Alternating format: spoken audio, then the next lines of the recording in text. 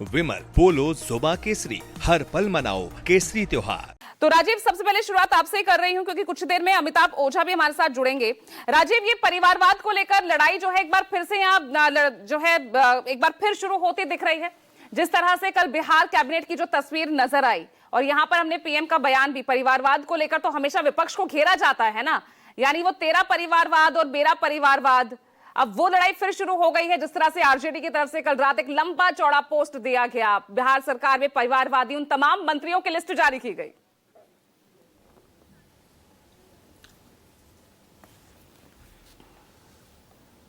देखिए पूजा, जिस तरह का मंत्रिपरिषद का गठन हुआ, कल मंत्रियों ने शपथ ली, तो अब उसमें परिवारवाद या भ्रष्टाचार, ये दोनों बातों के बारे में बात करना बेमानी है। कहने की कोई बात ही नहीं है। तस्वीर और आंकड़े और शपथ ग्रहण में मंत्रियों के नाम खुद ब खुद अपनी कहानी कहते हैं।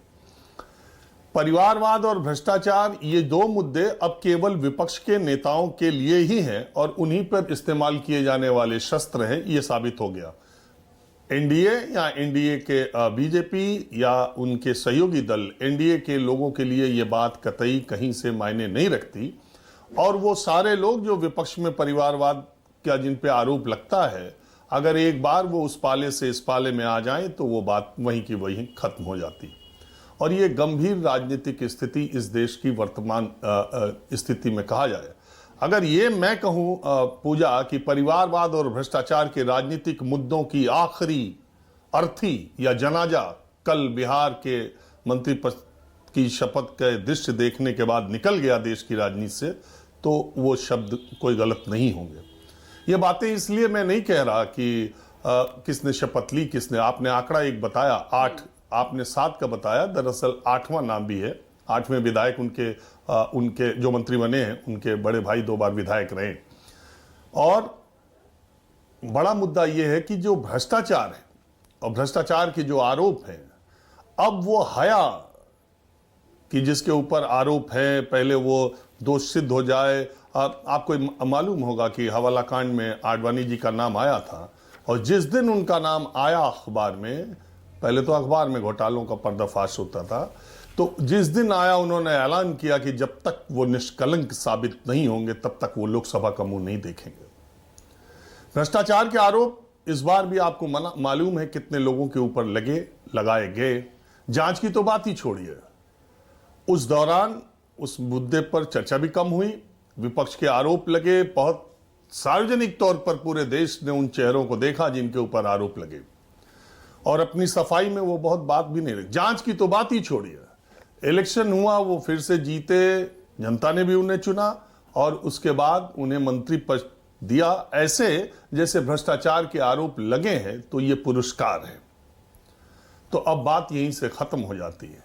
अब भ्रष्टाचार और परिवारवाद पर आगे के इलेक्शंस में मुझे नहीं लगता कि इसे कोई मुद्दा बनाना चाहिए। कुछ लोग अभी तर्क दे सकते हैं कि बात वो नहीं है कि वो उनके मंत्री बन गए। बात यह है कि पार्टी का मुखिया जो है वो एक पार्टी परिवार के बीच में नहीं होनी चाहिए। परिवार से ही नहीं, परिवार, अरे जिस पार्टी का गठन ही एक आदमी ने किया हो तो वो पार्टी किसके पास जाएगा। और दूसरी बात, परिवारवाद जब जनता चुन रही है, आपके खेमे के लोगों को भी जनता ने चुना है, तो आप भी मंत्री बन सकते हैं, इससे कोई फर्क नहीं। तो दूसरी तरफ वालों को भी अगर जनता चुनती है तो कोई बात नहीं है। उससे बड़ा सवाल है कि जिसको जनता ने नहीं चुना वो भी मंत्री बन रहा है, इसलिए कि वो उस पार्टी के मुखिया का बेटा है। ये स्थिति आ गई कि एक पार्टी से 5-6 टिकटों पर 5 विधायक जीते, जनता ने उन्हें चुना, लेकिन उसमें से कोई मंत्री नहीं बना। मंत्री वो बना जो उस पार्टी के नेता का बेटा है, भले वो सदस्य। और वो नेता ये तर्क देते हैं कि लाखों का पैकेज छोड़ करके चला है। अरे किसी नेता का बेटा लाखों का पैकेज छोड़ करके मंत्री बनने के लिए आ गया। इस देश में करोड़ों का पैकेज छोड़ करके विदेशों से लोग मंत्री क्या विधायक बनने के लिए आ जाए। अगर आप एमएलसी सिर्फ ऑफर कर दीजिए। और आपने जो आंकड़े दिए उससे आगे बढ़ के एक आंकड़ा मैं भी देता हूं, जो अभी एक प्रख्यात पत्रकार ने रिपोर्ट किया है कि ये जो वर्तमान बिहार की विधानसभा है, इसमें करीब 24% परिवारवाद से आए विधायक चुन करके आए। 24%।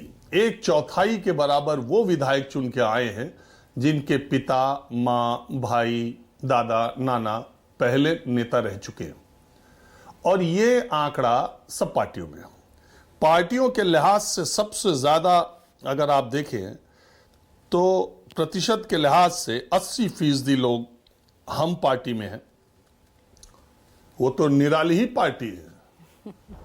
परिवार का मुखिया केंद्रीय मंत्री, उसका बेटा यहां कैबिनेट मिनिस्टर, बहू विधायक, बहू की मां यानी नेता की समधन भी विधायक। 80% उसमें परिवार है। 24% के आसपास बीजेपी के लोग परिवारवाद की जीत के आए हैं। 22% के आसपास जेडीयू के विधायक परिवारवाद वाले हैं।